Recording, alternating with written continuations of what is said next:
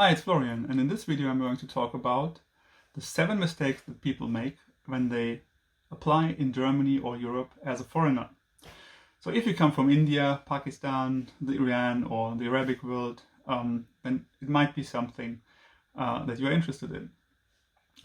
First of all, before I come to the 7 points, you need to understand that if you apply in Germany as a foreigner from these countries, especially from India, what the picture of Germans of your workforce is.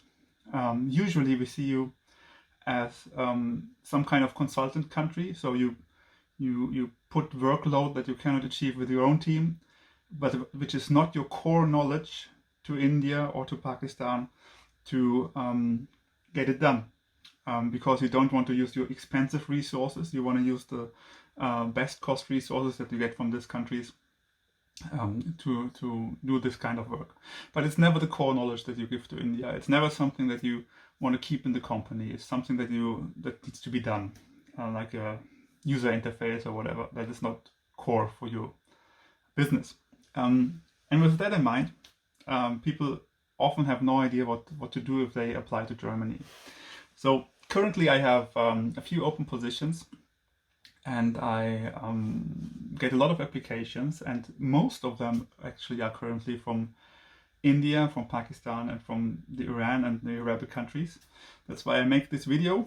And the first mistake that I see all of the time is how people structure their resume. That is completely different how you do that in Europe or Germany especially than you do it in Pakistan or India. In Germany, what you do is you have a very clean resume with starting with your education, going on with your professional experience, and that must be very structured. And you should look it up. So if you want to go to Germany, or if you are in Germany and want to look for a job, look how resumes are written in German and in Germany. You can write in English, that's not an issue, but you should use a structure that is German-like.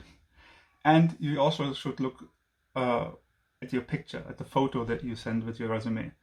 Go to a professional photographer. They take maybe 20 euros or something like that in Germany and make a nice photo of you. Don't use your cell phone or your neighbor and let them make a photo in your room. Don't do that. Take a professional photo. That is very important. That will make a good impression with the structure. It will make a really, really good expression. The second thing that people often do wrong is they exaggerate much too much. So Germans don't exaggerate their capabilities.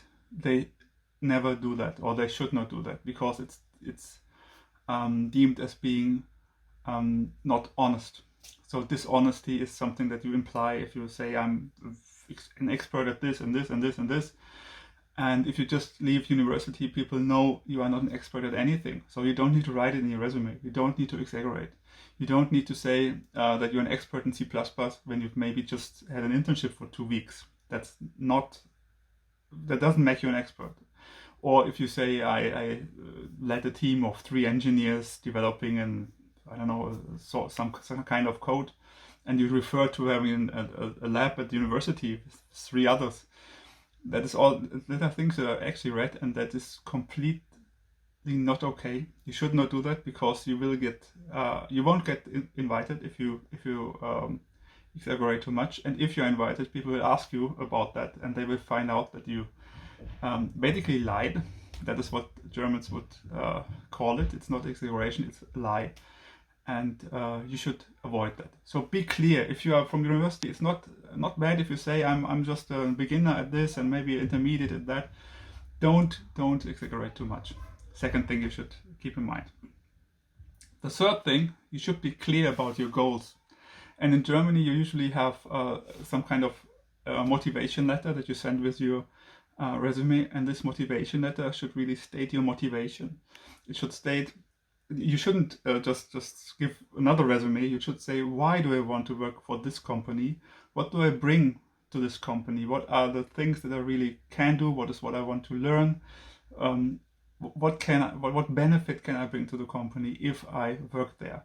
And you should also explain things in this letter. If you, for example, have a gap in your resume of 1 or 2 years where you, I don't know, did a sabbatical, traveled the world, whatever, then say it in this letter. Explain things that might need explanation already in this application letter.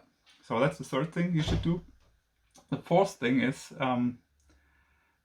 you should not, and that is very important, you should not stay only for a short time at companies. So that is something that Germans really don't like, and no company likes that.